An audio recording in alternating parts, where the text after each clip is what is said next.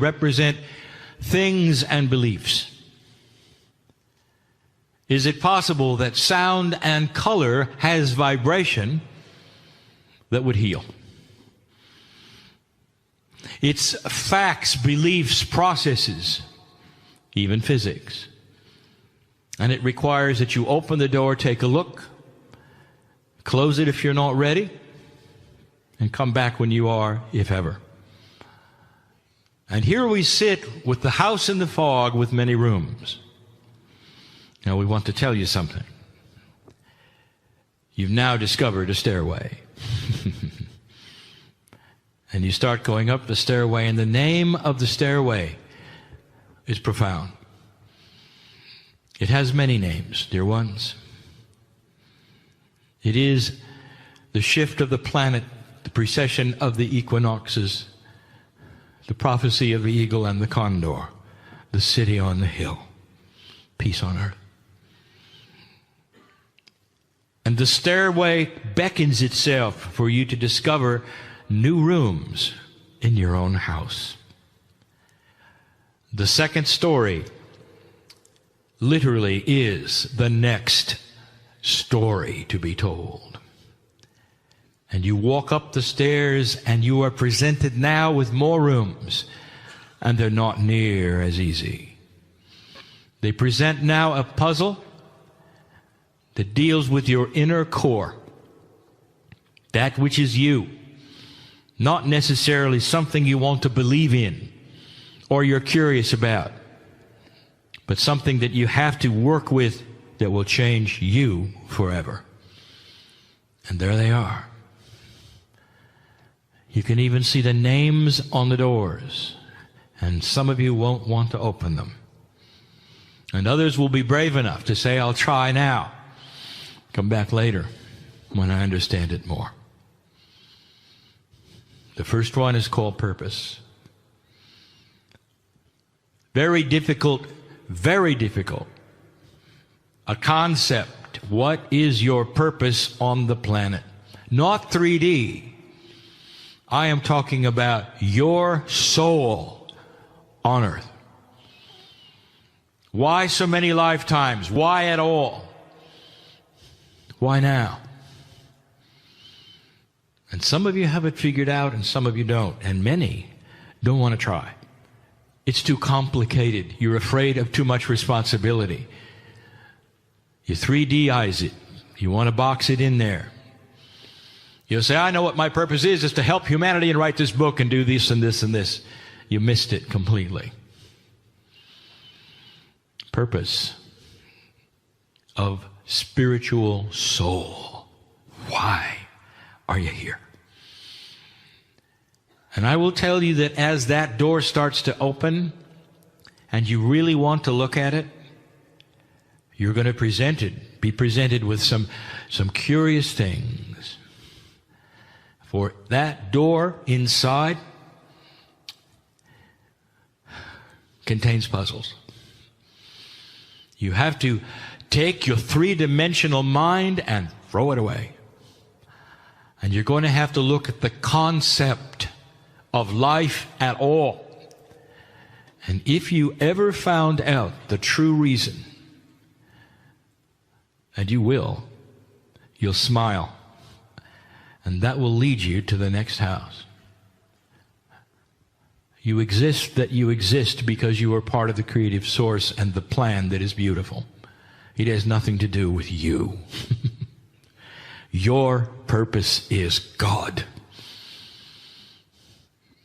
Ask those who walked the land here thousands of years ago, what was their purpose? And they would say, to be part of that which was everything, to balance what was. So much were they a part of it, they didn't even know how old they were. They weren't counting. It's time for you to stop counting and stop figuring it out. Because when you see real purpose, you'll know you are part of a very, very large plan of benevolence, of galactic purpose and love. It is universal. It's not about you, because you are a piece of everything. Can you decentralize? Or will it always be about the you that you walk around in the body that you have? This is the second story, dear ones. This is those who wish to become quantum. The second room is called self-balance. This is not obvious. But dear ones, if you accomplish the first one, and you have a far larger sense of why and who and purpose, you're going to start relaxing and realize that the things that take place and happen to you are fleeting. And that although you may mark them as significant, you may be frustrated by them, even fear. If you pass the first room, you'll also know that you will recover in whatever that means, because you are forever and you are self-balancing. Inside you is the master healer, the master psychologist, the channeler. All of those things, because you are part of the plan of God. You are self-balancing. If you are in the depths of despair, in the closet, a victim of all things in your mind, it's only a matter of time when that'll go away. The wise human will know that, and when they're in the depths of despair, will find something to keep them busy. Because time will take care of it, and you'll know it. Can you imagine? Can you imagine, no matter how you feel, no matter how angry or frustrated you are, if you knew there was the light coming? And all you had to do was wait. You would act differently instead of scrambling for solutions and survival. It's a different way of thinking, isn't it? A whole different concept. Room number 3. If you would get past the first 2 rooms, number 3 has a sign on it that says completeness. You are complete. How many of you keep waiting for what you're supposed to be doing? Don't raise your hand. There is a feeling of linearity within you. The clock is always ticking, and you want to know what you're going to do when you grow up. And this is very common, especially with old souls. Especially because you see at some level the power that you have, and you're never complete. You're never complete. When you go to bed at night and you think about who you are and where you are and what's going on, can you honestly say, I am that I am. I am complete with myself. If nothing ever happens past here, it's beautiful. Thank you, God.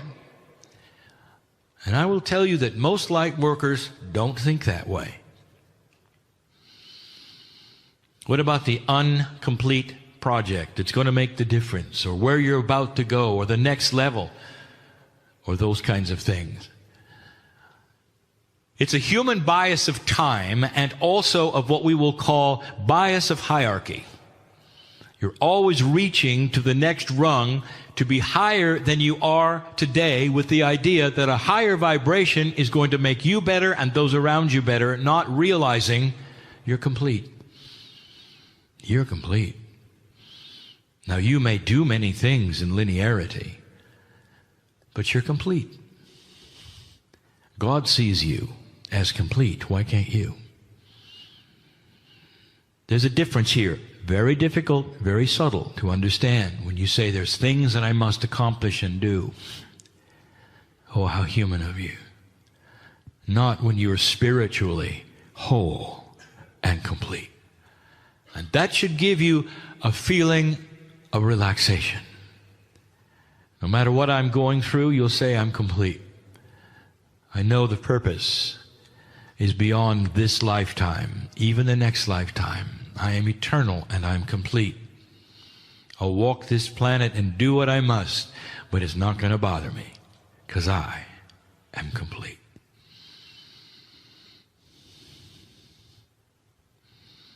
Can you have peace with yourself? This is also very difficult. Those who have passed the first doors and are complete have total peace with themselves. And you may be in a situation where you're not finished and you know you're not finished, or you're frustrated because things around you are not moving. In fact, you feel like you're never settled. The biggest challenge: can you be at peace with yourself anyway? The new normal is this way. It pushes and pulls you with an old energy that tells you you are incomplete, you're not worthy, and you're never satisfied. You want to know what a balanced old soul looks like? They glow because they're satisfied and peaceful with who they are. And they may be in the midst of turmoil in 3D. Do you see how these rooms are more advanced than you thought? They're difficult even for my partner to deliver the message because he has linear concepts and he is discussing quantum ones. The final door is the hardest. It's difficult to even have a name on it. We're going to call it the new human. It's evolution. Are you ready for such a change that you won't even feel like a human being? A change that you cannot fathom, and one that all planets of ascension have gone through. So remarkably difficult is it that some have had many psychological problems with it because it is so different that you feel you're losing your mind. And yet it is sustainable through the love of God and with the help of holding the hand of the Creator. Dear ones, when you start being in touch with your DNA at a higher percentage and you're moving toward what we will call the 44 percentile, your brain functions differently and starts to work with innate and even the heart energy. A new process begins with you. It affects everything you are. You see things that you've never seen before, awarenesses of things you were never aware of before. You hear differently, you perceive differently, and it's all you can do not to be strange. You keep it to yourself until you find that others are experiencing similar things. This is one of the most difficult shifts that's coming for humanity. The Pleiadians went through it. They know what it is. If I told you what they could do now at DNA working at over 80%, you would recognize it because this is what the masters who walked the planet were able to do. Think about this. Consciousness over physics. The ability to produce objects and things with your mind that are real. Where nature actually obeys the physics of your consciousness because it is higher than that. Did you hear that? That the consciousness that you have, which is mastery itself, nature obeys it. Are you ready for that? You say you are. No, you're not. Not yet. But it will begin slowly. And when it does, you're not going crazy, dear ones. You've just met yourself, the real self. Some of you will know what I'm talking about, not too distant future. Now listen, All of you. Listen. Complete with yourself. Look in the mirror. I want you to imagine you don't look like that. Don't let the gender fool you. You're going to look eternal. The next time around, the next time around, the next time around. There's a lot to do. And you'll keep coming back and doing it and living longer and wiser as you do. And the mirror can never reflect the second story. This channel is a puzzle to many. But it had to be given on this land. The energy is correct for it. It's why some of you came. And you'll want to hear it again. Like all of the others, this channel is given in love and benevolence to those who have passed the marker. We've seen this before, and it is exciting. Be complete. Breathe. Relax. And know that all is well. And so it is. So it is. So it is.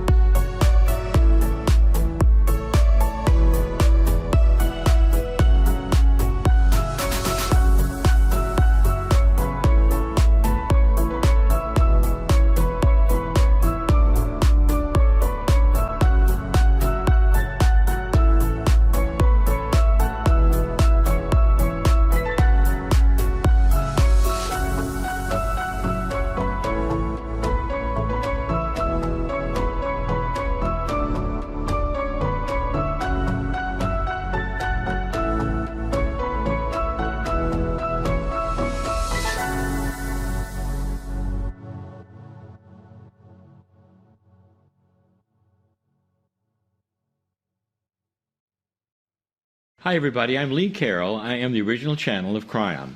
So let's do a little meditation and get ready for the channels.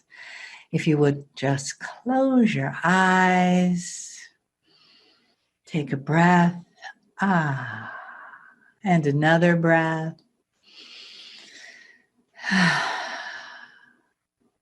And now is the perfect time to let your shoulders relax and the back of your neck and your face. Breathing into your body, letting your lungs fill up and filling that area in your chest and your belly so that when you exhale, it is relaxing and you are clearing the decks. And your thoughts and busyness of this morning can move to the back of your mind, and you can get ready to receive. You can open that part of you that is the receptive part. Open your mind and your heart. Open your feelings and your allowing. Getting ready for the most wonderful, loving messages, for the honoring that comes to all of us when we receive these beautiful visits from Adirondda and Kryon. So it is good day to you, huh?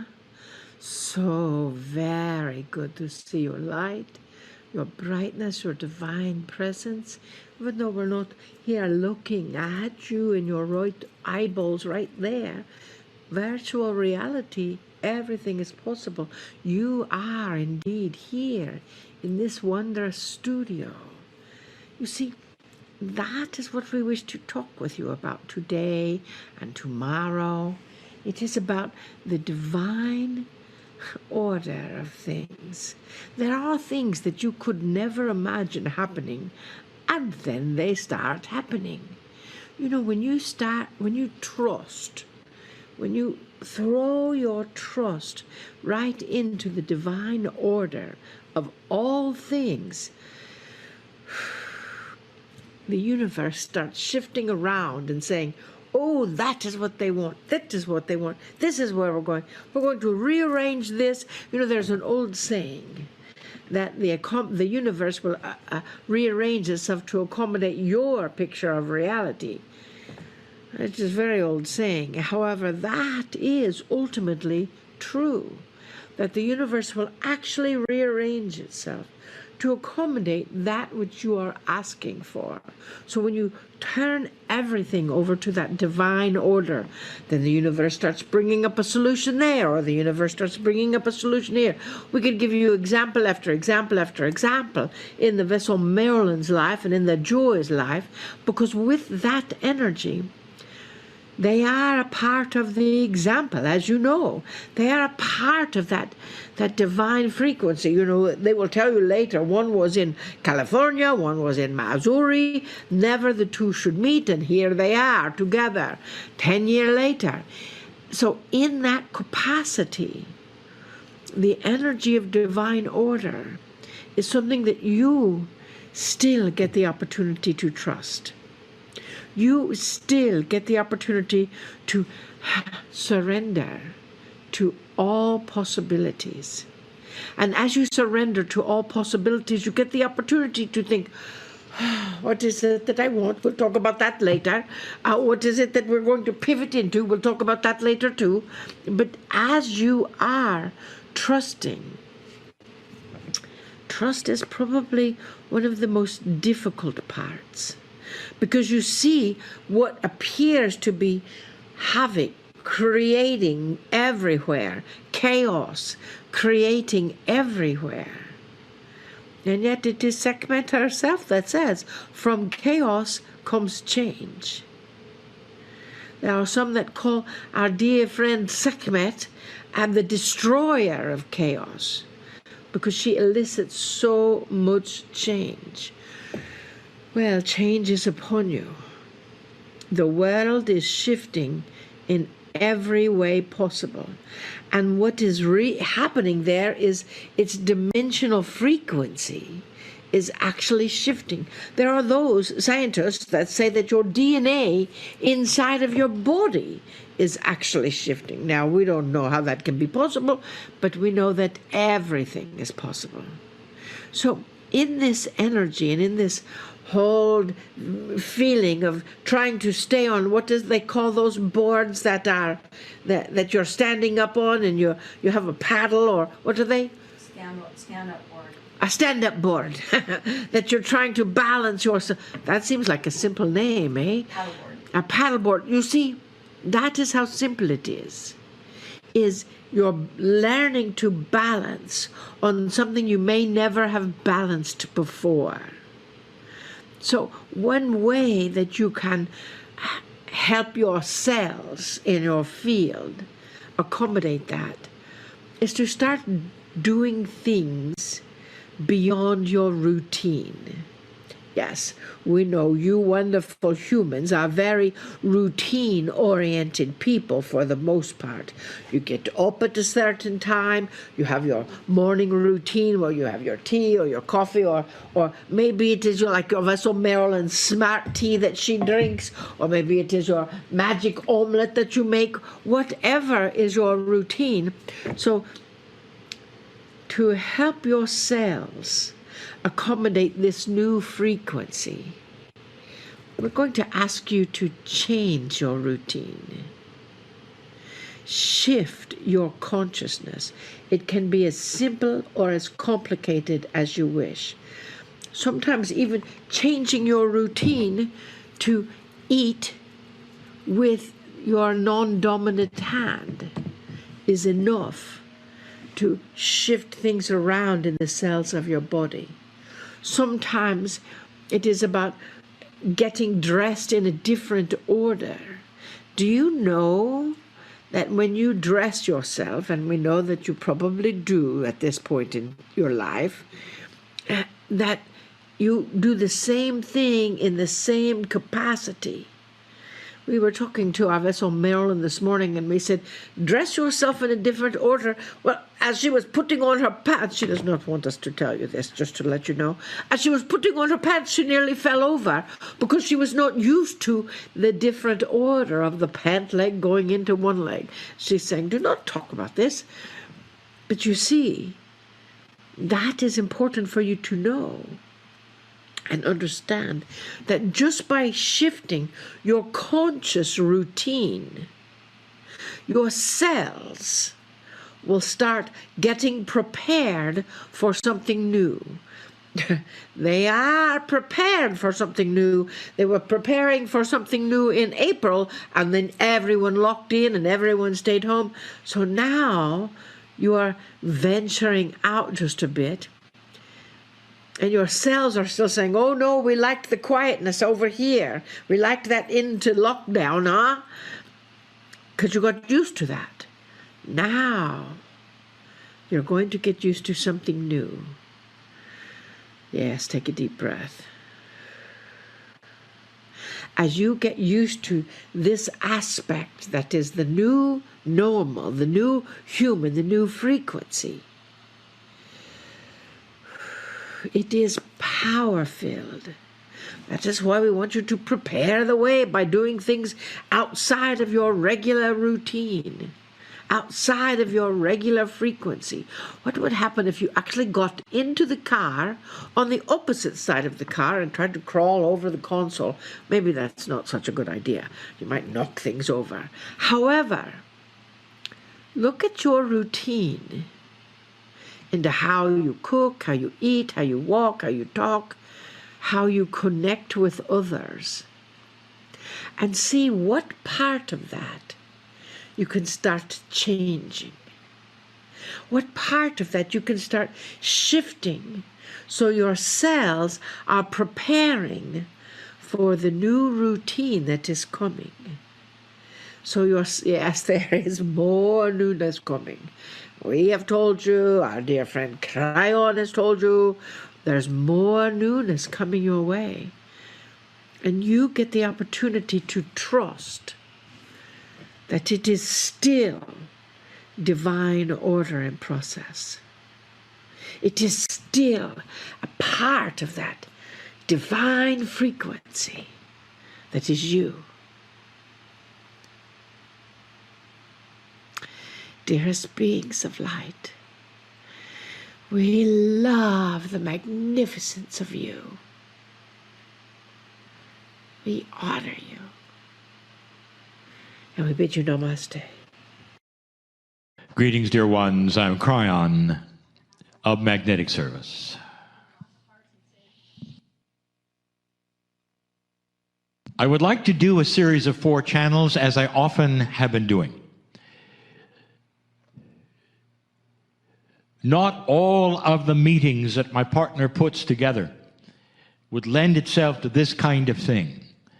An examination of one subject that would allow multiple parts instead of one simple short channel. And this one is going to be what I call germane to the situation of now.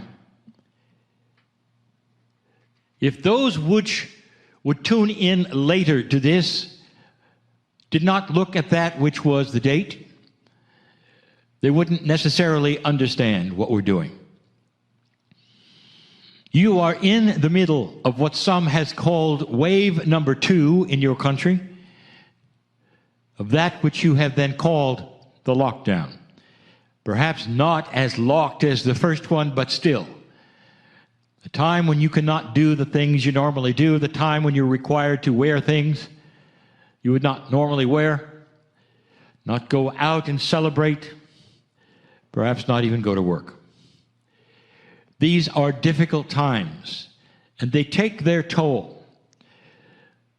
I would like to title these particular channels, Finding Joy in the Midst of Chaos. Finding Joy in the midst of chaos. I cannot underestimate the healing power of joy. I did a channel recently talking about some of the profundities and the influences that are on the human being by certain emotions and actions and things, and joy was one of them. And now I want to continue on that. I want to give you some information probably you didn't even know. When all of this virus talk is said and done, and it's history, and it will be, there can be a lot of things known that are not being known at the moment, but only suspected. And I'll tell you what one of them is.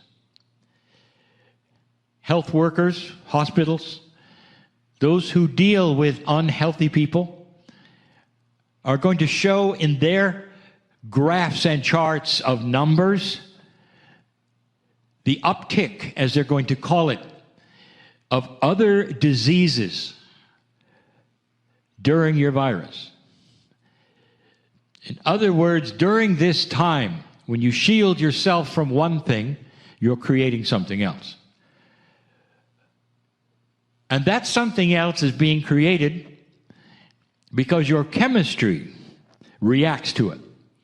Your chemistry in your body, which is tuned to your consciousness in such a profound way, reacts to anxiety and fear, stress, unhappiness, and you know I'm right. It's an invitation for other diseases to come in, because your immune system is beat up, if you want to call it that, when you don't feel right, when you're fear, when you're anxiety, when you're worried and unhappy. That's what goes on. And so you might say that that old adage you've heard where laughter is the best medicine is true. It is true. And physicians hearing this will agree and nod their heads and say, we have seen this.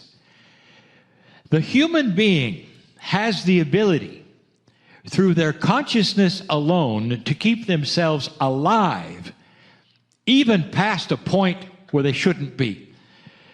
I point this out and have before. Ask a surgeon. They'll tell you. that there are so many instances where a grandmother or a grandfather will want to see how an operation on their grandchildren will occur and will wait months until it happens, until they come out of it, and then they'll pass away almost the next day. Ask those in society, psychologists, how that same thing will happen, especially with grandparents, keeping themselves alive until the graduation happens of their grandchildren. And then they pass. That's the kind of control you have. Your body is linked to your consciousness. And so you can actually sustain life if you wish. Do you ever think, if you had something else to look forward that is 10 years away, can you sustain life for that? And the answer is yes. All you have to do is inform your body what you want. You're in charge. You always have been. That's Kryon information from the beginning. But the biggest one is joy, happiness, and peace. These are the things that we have taught for a very long time, and it goes right back to this premise. Every single human being has the ability to create a remembrance of joy in their countenance that has happened in their past, it's in their mind and in that synapse of their brain, pull it forward, paste it on themselves, and be joyful in the time of chaos. This is doable. It's not a trick. It has to come from your own consciousness of desire. You have to cognize what I'm saying. Cognize it. You have to believe it. I've said this before, and I want to go back. Even if you've had a difficult childhood, dear ones, you remember that as a child, there was joy. Playing with that which were your friends or your toys or your animals. Or a time when you were so peaceful with yourself and laughed with yourself. Even if you've had a difficult childhood, those times still occurred. If you've had a good childhood, you know what I'm speaking of. If you've had a childhood where your parents loved you dearly and helped you in every way they could, you know that that inner child of yours, alive then, is still with you because you remember it.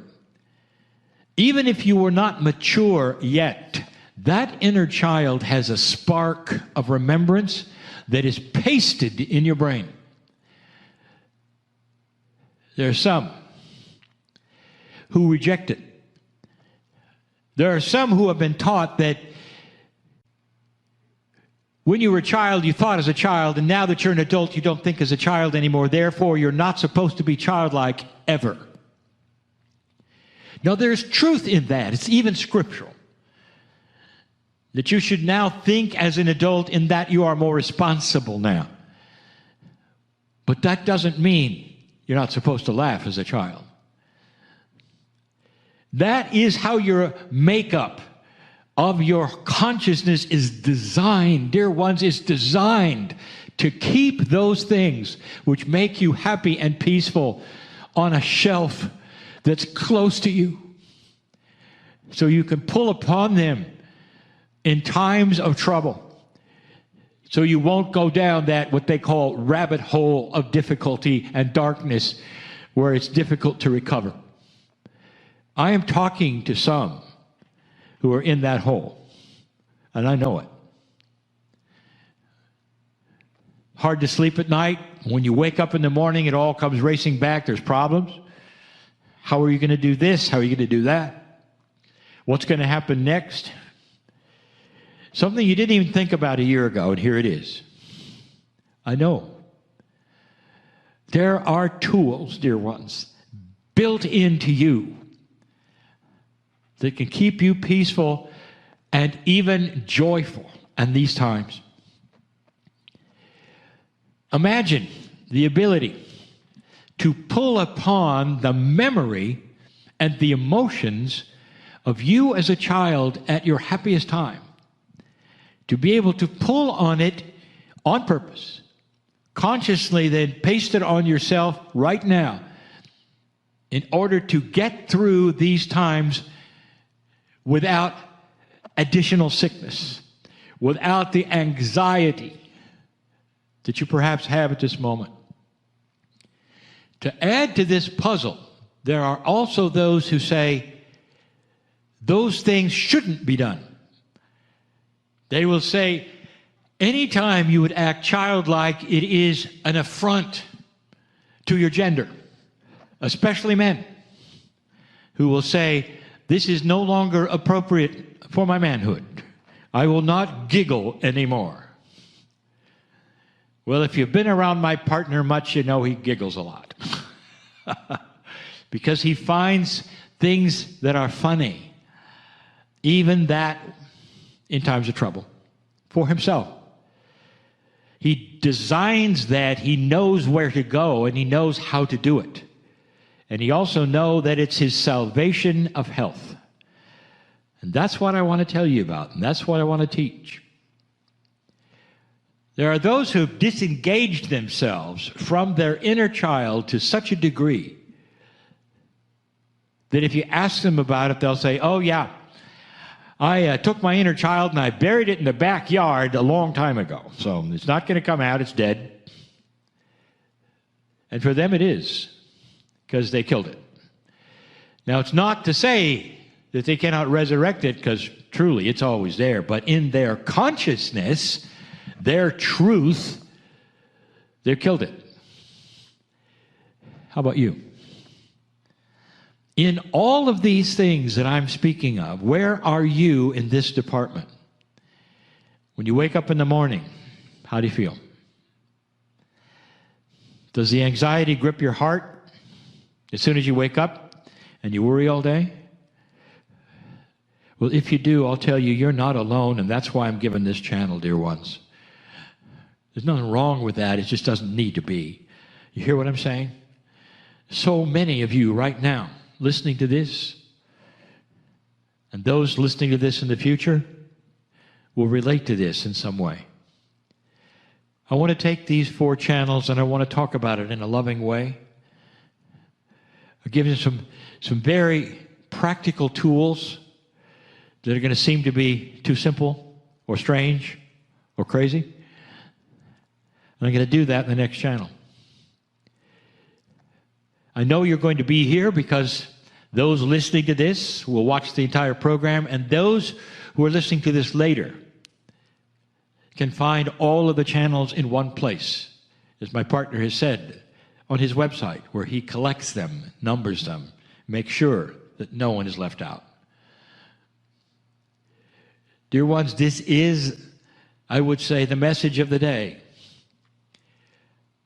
I'm not going to be talking about profound things of the earth right now or the healing that is coming. I want to talk about the healing that's needed right now, so you stay healthy, so you can pull upon that joy that is there. And as I say, baked into your brain, it's there because you experienced it. You can't delete it. Even though you say you can and you want to, you can't. It's there, and if you want to recapture it, you can. Joy is the great healer of the human being. Laughter is the great healer of the human being. Your chemistry changes, your persona changes, and even that which you consider your outlook of the future will change, because it changes how you think. Do you remember when you were a child, sitting on the floor, perhaps playing, and you didn't have anything to worry about at all? Nothing. The only thing that you had to worry about is how long you had to play. And your mom would come in and say, well, put away your toys. And you said, oh, that's the worst thing that could ever happen. Let's rekindle that time when there was nothing to worry about. I'll be back with some tools, more discussion. And so it is. So let's have a little meditation to welcome in the Kryon energy that's really already here. Do you feel it? It's beautiful. So how about a nice deep breath? Settling into your chair. And notice that you feel balanced, that you feel different than when you came. And perhaps that you can feel the love in the room and feel the love wash that comes through the room as the entourage of Kryon enters and surrounds us with that honoring of the human and of the human soul's journey in every life, but particularly this life, this evening, this time. Feel the spiritual arms around you that support you on your path, that is always there for you when you remember to take a breath, to go inside and find that place that Spirit lives as a spark of the divine that can be fanned into a flame.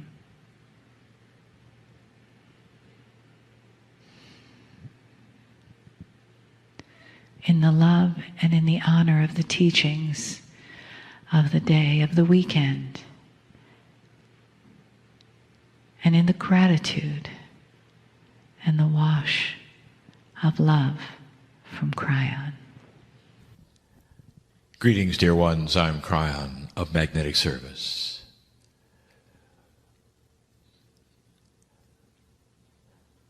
This was a day of learning. The presentation given today by my partner and his teaching partner was more than information. There is an overall concept in this workshop that is trying to be conveyed, and sometimes with success and sometimes without. And it's this: that there is a consciousness of Spirit in you, an overwhelming benevolence that wants to take you by the hand and lead you through life. There is no wall between us, not really. I speak to you now from the other side of the veil, in what you would call that from the creative source, in a strata of consciousness that speaks to humanity. And there are many of us who do this. This is the purpose of that strata of consciousness, to help humans discover humans and the divine in humans. It doesn't matter what you are trying today to understand. It doesn't really matter the complexity. What really matters is that at the base of all of it, and the principle of all of it, is the fact that we are here, know who you are, know what you're doing, and there is a benevolent energy that wants to pull you toward us. Dear human being, you're not even in our dimensionality. You cannot see us as we see you. There is a test at hand and you know it. It's a test of energy. How far will you go? How far will you stretch out your hand to meet that which is intrinsic in you? You are piece of the benevolent creation of the earth. That's who you are. Disguised as a human being in corporeal form and not aware of your seeds, of even how you got here. That's who you are. And in that linear form, you ask all of the questions, and we've said this before. How? How many times? How often? What duration? How strong? These are all wonderful questions if we were linear. And we're not. Do you know the power of the spark of compassion and intent with you? Are you aware that God knows your mind? If you give pure intent to say, this is what I want, dear Spirit, I want this, I just don't know how. Do you know what that creates? Intuition in you on how. In other words, if you're confused on what to do next and how to do it and what the timing is to do it, and you're expressing that to a God who loves you and is standing by to help you, you're not hitting a wall that is uncaring. Does it seem like it? We're ready to show you, especially in this energy. We're ready to show you how. But again, we say, if you are asking in a linear intellectual way, and we are answering in an intuitive conceptual way, you're not getting it. Because your antenna is linear. You're waiting for the list. You're waiting for that answer that is a linear, practical answer to a practical question. And we are saying to you instead, conceptual things. Wait. It's not time. Later. Maybe. Maybe not. We are trying to give you the concepts that will steer you into things that are even beyond what you're asking for, while your antenna is up waiting for a number of how many times. We are giving to you the concepts of love when you're asking for a duration time. I want you to relax, all of you, into the arms of God right now.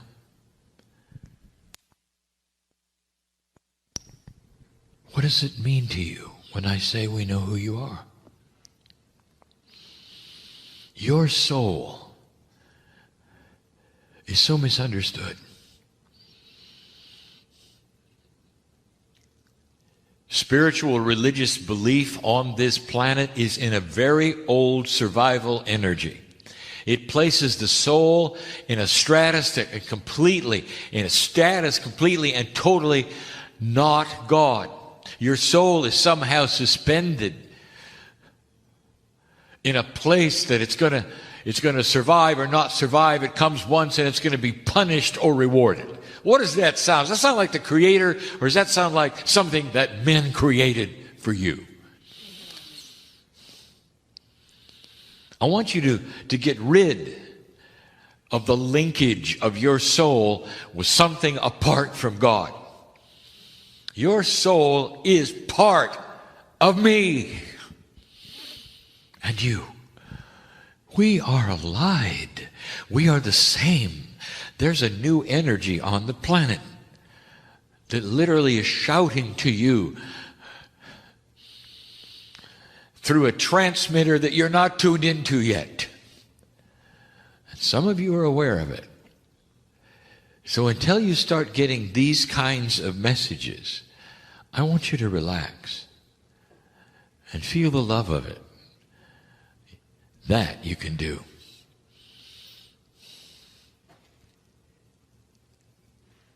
So much misunderstanding. And it all is correctable when you relax and see that we are with you in all things. You don't have to yell. You don't have to repeat.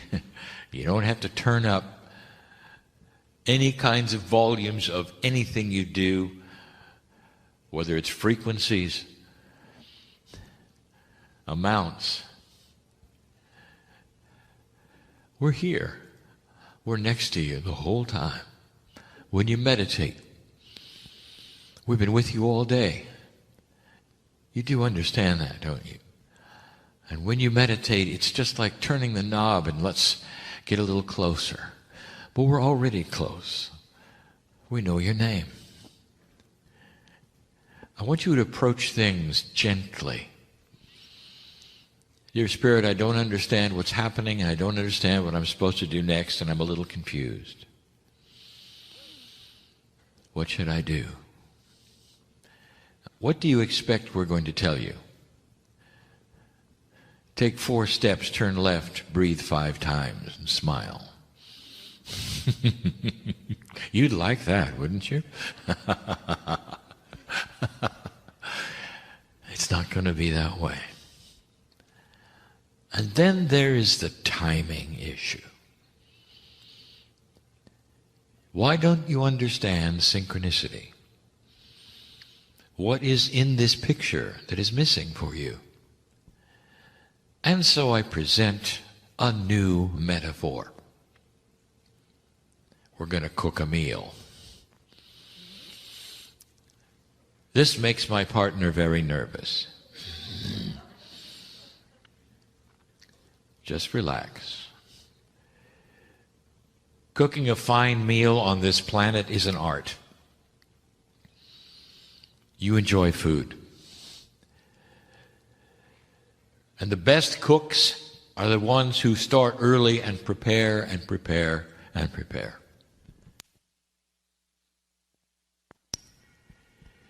And in a real kitchen, there are multiple cooks, but in this metaphor, there's only one. Perhaps you have cooked for a family, and there's just you. Perhaps you've wanted to prepare some meals which are exotic and perhaps a little different than in any kind of recipe. Perhaps you're one who makes up your own recipe. And you know what is involved. You start by compartmentalizing the ingredients, and some of you will actually put them in containers, getting ready for them to be compilated into that which is going to be cooked at the right time. You don't all mix them together. You may have a bowl of lettuce, a bowl of rice, there could be some vegetables here, and then there's the sauces and the ajouts. There are some that are going to be cooked in. There are some that are going to be placed on the meal as it's being cooked later at a certain temperature. And then after it's done, there'll be others that go on it. There'll be seasonings before, during, and after. And you will be putting them in various containers and bowls, and you're getting ready. You may be preparing the night before because there has to be certain things that perhaps would be soaked or marinated in certain ways. Maybe even pre-cooked in order for them to come to the final fruition of the meal when it all comes together in its beauty, its elegance, the aroma, lovely, ready for consumption, and a beautiful taste. Combined with certain kinds of sauces and certain kinds of then beverages that complement the meal. It's a feast. And you know what you're doing. Congratulations for that, cook. You really know what you're doing. Now I'm going to alter the metaphor. Stand by. Every ingredient in every bowl has a consciousness. And every single ingredient in every single bowl has no idea what you're doing. None. It doesn't even know the final meal. It's just an ingredient. But because it has consciousness, it may also have attitude.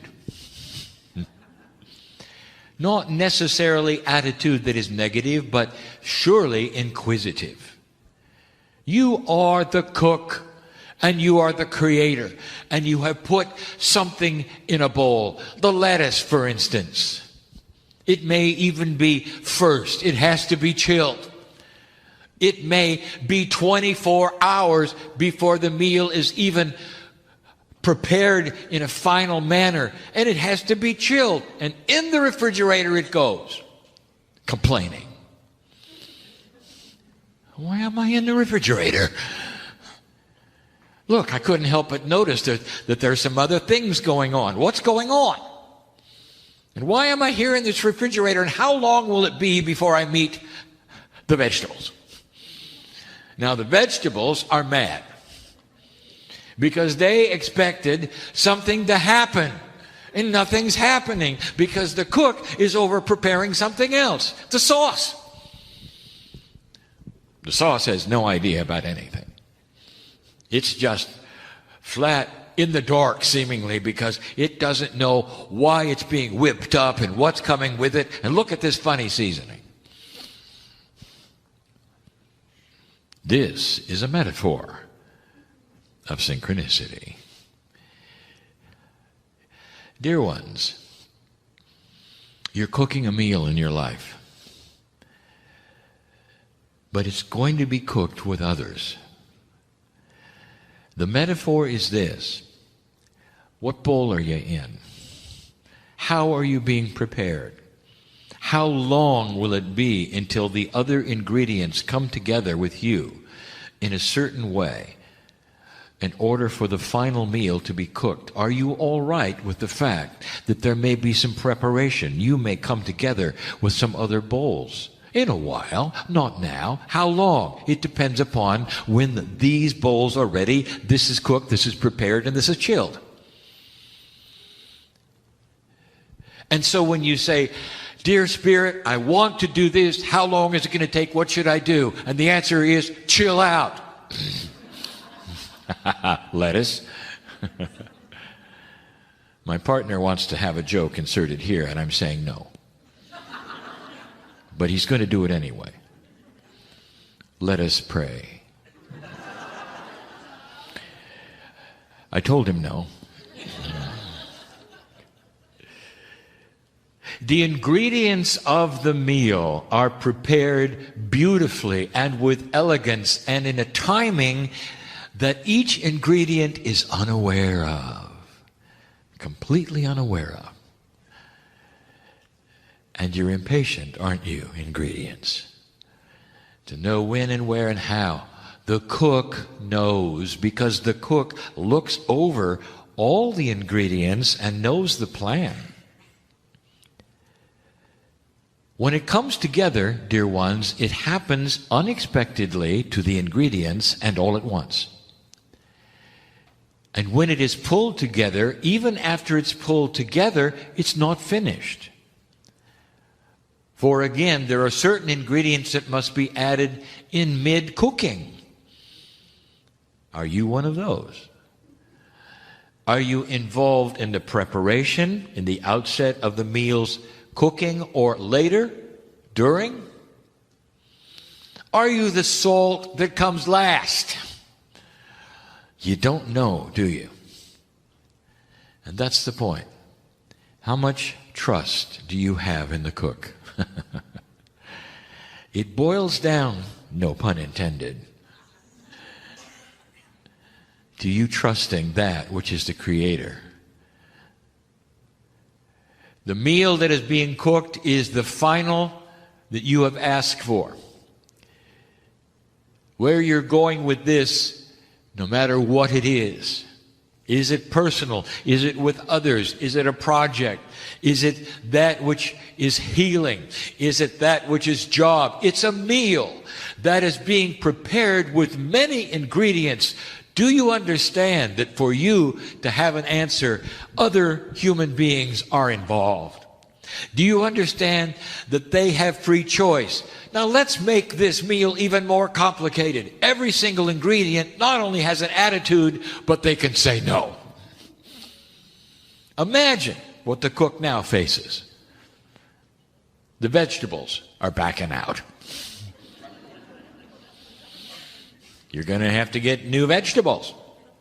Now that's going to delay the meal just a little bit as the new vegetables come forward They are then prepared, and then everybody waits just a little longer. But the meal gets prepared anyway. You see, the cook is patient. Elegant it is. The system, beautiful it is. And misunderstood by almost all of you who are extremely impatient to be cooked. You get it. I know you do. Where are you in the scenario? How long has the meal been being prepared? Are you impatient yet? Do you want the finality now? Can you taste it, and yet it's not there? The cook knows your name, dear ones. The cook loves you, dear ones. And everything that we have is benevolent for you. What if you have been waiting so long because you're the lettuce? You've been chilled, you came out, something happened, and you were chilled again. And then suddenly,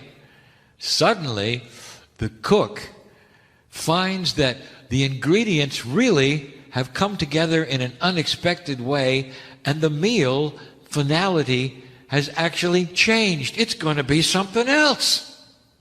Back in the refrigerator for you. Lettuce. And what happens finally is something you couldn't decide if you had a crystal ball that was linear and you could decide what was going to happen. It would be better than that. You see, the cook sees all the ingredients all the time. Nothing is too complex for the cook.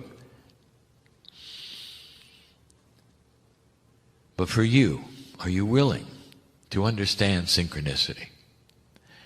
Seeing how it works requires patience and you to relax. We've asked for this before, even in things that would seem immediate, healing. Sometimes processes on the planet which require answers right away. You do your best, but it's simply part of a greater picture. Or through all of it, we want you to know we have never disengaged from you, ever, ever. You see, we know your name. Could it be any clearer that our hand is stretched to you? The meal is a good one. And so it is. Hi, everybody. Thanks for watching this. I wanted to tell you this is a little time sensitive. Come back into that place of soft awareness. Taking a breath in. Close your eyes. And perhaps with that sound current still vibrating inside you, you feel yourself as the relative of the blue whale, as the record keeper.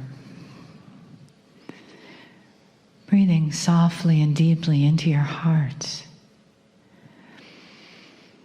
Thanking your ancient old soul, Akash, for the music, for the vibration, for the opportunity right here, right now, today, to dive more deeply into your own consciousness, into that beautiful place where there is oneness for you. Keeping that oneness inside your heart, hoping and waiting is not anything you have to do anymore. Being. Begin the being in this new beginning of 2020. As you give yourself this year, this opportunity for your beingness to come come into a clear focus, a time of awareness when you honor who you are becoming, and all that is available for you. Greetings, dear ones. I'm Kryon of Magnetic Service. This is the first channeling of the year 2020. And I want to start it with something I've said many times. You sit here in this audience, perhaps you listen apart from this audience, and I want to repeat the premise of the channeling, of the reason my partner sits in this chair, and what it's all about. Because the information this year is pointed and profound more than normal. Because you are moving into new energies that have already started occurring right here. There is a creator, and most of the world believes this. One God. There is a creator. And the story is far grander and greater than any of you can imagine, because there is a veil that keeps you from seeing the majesty of your soul. Every single human being who hears this and listens today in the chair has a beautiful, magnificent part of them which is called the soul. This is also something believed by billions of people on the planet. The soul is the part that is divine, the part that lives forever. And so almost all of humanity already has the concept of a beautiful, loving, benevolent, glorious God. And the soul? So many don't understand that the soul is not standalone energy. It belongs to this creator. That's where you came from. So there's really two parts to every single human being. There's actually more, but the basic two that billions believe is the corporeal human. That is the body, the vehicle you walk around in. And the divine part, the soul.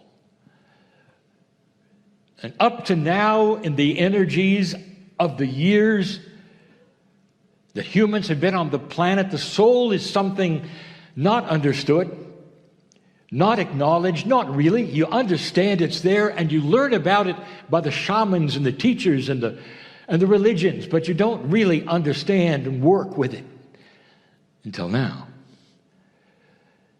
If I could give you a principle of what is happening in the new energy that has never happened before, it is the merge of the soul and the corporeal. It has interesting attributes that some of you are experiencing. Number one, the soul knows everything. Therefore, some of you are starting to receive knowledge truly that is part of a knowingness that you realize you were never taught.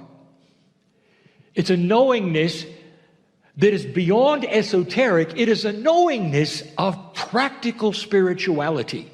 There's a reason you're here. There's a mechanism, if you want to call it that, of physics that applies to all things, including your soul. Multidimensionality is starting to occur. And so in this new energy, what you start to see and what you start to experience is that meld. And it explains so many who sit here with knowledge they don't understand where it came from, and some of you question it and some of you don't. You realize what it is, where it came from, and how beautiful it is. What's a human being going to do with that? And that is the lesson at hand, not today. But it will be the subject of more channels. What do you do with information that starts to become merged with your corporeal self? Is everyone getting it? The answer is no. The old souls are. The ones who haven't gone through the school of life many times are not. And it's not about privilege, dear ones. It's about experience. If you're in a school, you acknowledge the ones who just showed up don't know as much as the ones who are graduating. This is practical. So the old soul on the planet who has been here over and over and over and over is starting to receive information. But that's not the subject of today. This beautiful, benevolent God of yours, the one that you share consciousness with. Are you ready for that? That soul of yours has a divine consciousness from the Creator, and it's starting to be part of that which is your consciousness. Of course, there is love and benevolence, but it starts to alter something that's very basic, and that is going to be the subject of this channel and the one that follows later tonight. Now, those listening who will say, well, where can I find that later tonight channel? I'll tell you, if you ask that, you're not listening in the right place. My partner has created in social media a place where all of these channels are. Don't miss the next one. Find it. It's not that hard. The subject is duality.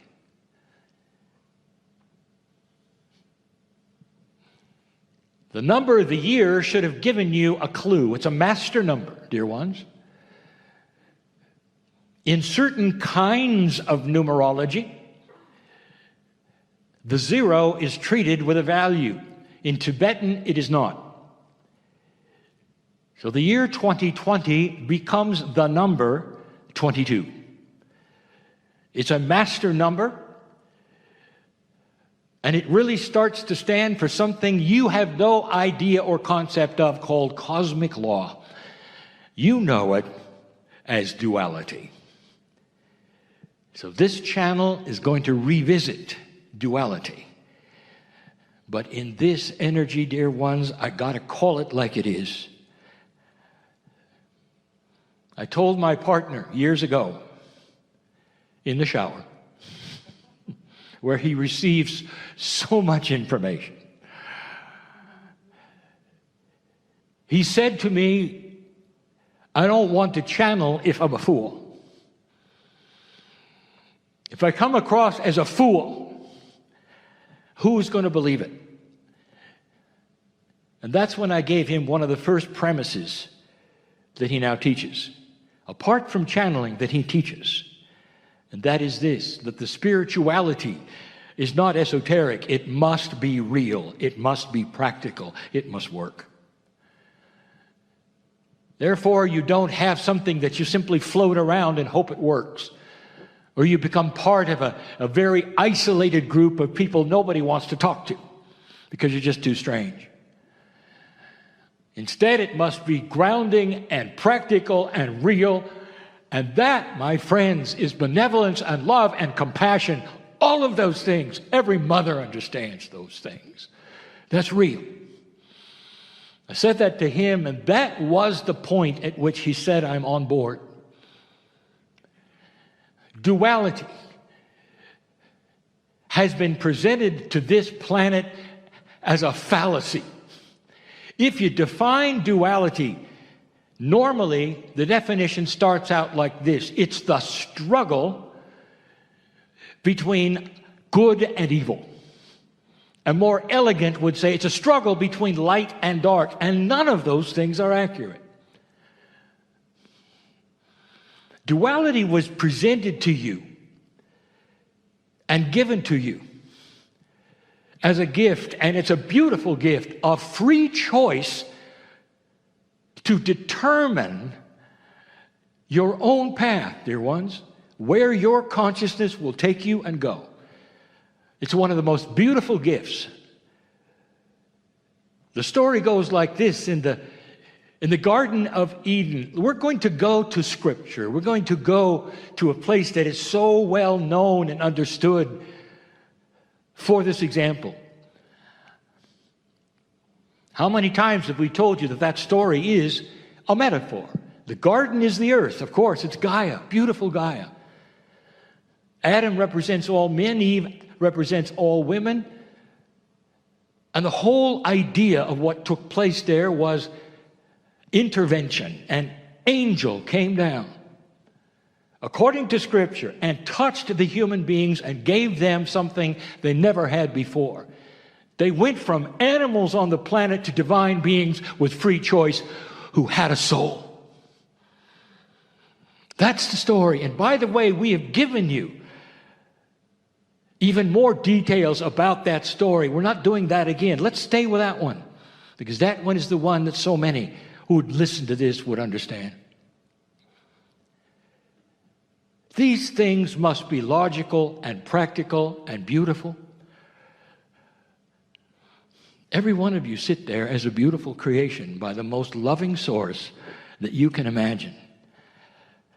I don't have words to tell you about the creative source that lives in you, who always has their hand out, if you want to say. Did you hear that was plural? Who always has their hand out. Spirit is not singular. It's an energy that is everywhere. The creative source is not a individual. It's not a male with a beard. It's loving. It's benevolent. It's gorgeous. I want you to hold that for a moment and compare it to the story of duality. Again, as the story unfolds and the mythology happens, you were given free choice in this garden on this earth, and right away, you made a bad choice. That's the story. Now that is believable. Let me give you an example. Mother, dad, you have some children in a room and they're just growing up, and you're giving the option of a salad or a chocolate bar. Now the children don't know any better. They've had no experience at all with either of these things. They don't understand the principles, the nutrition. They don't understand what's going to happen if they eat chocolate bars all their life. They don't understand any of these things. All they see is the chocolate bar is got to be better than the salad. And so they all go for the chocolate bar. You might say they made an error. They made a mistake. And at that point in time, they'll learn. Because sooner or later, they'll get sick on the chocolate and turn to the salad. And there's even been evidence that scientific research of children doing just that. But the premise is this: you don't know any better. And when you're given new things and new paradigms and given choices in those things, you don't always then go for the best choice simply because it sits there. The angels came down and gave humanity free choice to do whatever they wanted to, and all that was there was presented for them, the salads and the chocolate bars. And they made a mistake. What do you do with a child who makes that mistake in that room with the children? Well, if you follow the mythology of spirituality, all of the children are now punished. Not only that, their ancestors are punished. Not only that, that chocolate decision is going to last thousands of years, and you're going to be tortured for it. That is the prevailing philosophy of the chocolate and the salad. Billions of people right now perceive God with a stick. God with a stick. Dear ones, that's not the God in you. The creative story has a mistake being made and you're punished forever for it. Does that sound practical, reasonable? Does it sound like what a divine God would do? Would you do it with your children? And how that then became the mythology of today's belief is understandable because of the energy that has prevailed until this time. There was nothing better, really. Old souls start to wake up. This channeling is not meant to make anyone wrong. It's meant to awaken an explosion to spiritual logic. That soul of yours is magnificent, and so are you. Don't let anyone tell you were born dirty. That is mythology. And it's a mythology that makes no sense at all to a God that is beautiful, who created you in the image of love. All of you, created in his, her image, the image of love, not the image of punishment or torture. Even today, billions believe that when they die, they'll go meet an angel. And if you don't come up to some standard, that angel is going to send you to a place that was prepared by a fallen angel because of a war in heaven. Does it get any worse than this? This is the children's story of the age, dear ones. This is Kryon getting practical, telling it like it is. It doesn't make sense. That love which so many religions feel of the love of God is totally and completely accurate. Now erase the part of the punishment, of the torture, of the evil, of that which is a decision of watching you and deciding if you're good or bad. That's not free choice. God did not give you free choice and immediately judge you on your choice. I redefine duality because of what's next, what I'm talking about tonight. Duality is the beauty of having free choice of light and dark. Did I say struggle? Sometimes those free choices of light and dark will create struggle. And that is human nature at this moment in time before it starts to shift, that you always expect the worst. And it's in your verbiage. The struggle between light and dark is the old paradigm, the old words. It's not a struggle if you make the right decision. So duality right now starts to shift. This is the year of cosmic law. This is the year of duality. And that means you're going to start seeing light and dark exposed. But the exposition of it is not going to come necessarily from your news. It's going to come first with humanity, who see things that are not correct, and then it becomes news instead of the other way around. Let me ask you a question. Going back to the salad and the chocolate, let me ask you a question. What if Adam and Eve looking at the salad and the chocolate, this is a metaphor, without being blindfolded or simply choosing the one that smelled better, which they did, what if the salad came with a lineage of information, and so did the chocolate? What if they could appear and look at them and they weren't simply things on a plate, but somehow there was a knowingness of which one to go for? Welcome to 2020, because duality is going to start talking to you. This is the meld between that which is the corporeal consciousness, which is very limited to all things three-dimensional, that would always choose chocolate, or a multidimensional meld with that which has information even about the simplest things.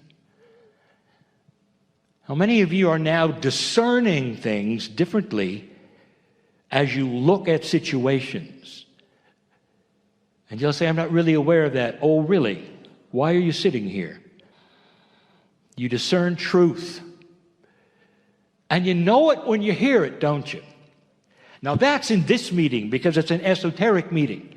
Now project that in the future to a situation where you have to choose a political candidate. In the future, not now. 10 years from now, whatever. Where instead of a choice based upon your party or what your parents told you, you can read them. As they talk to you, you can see what's under the hood.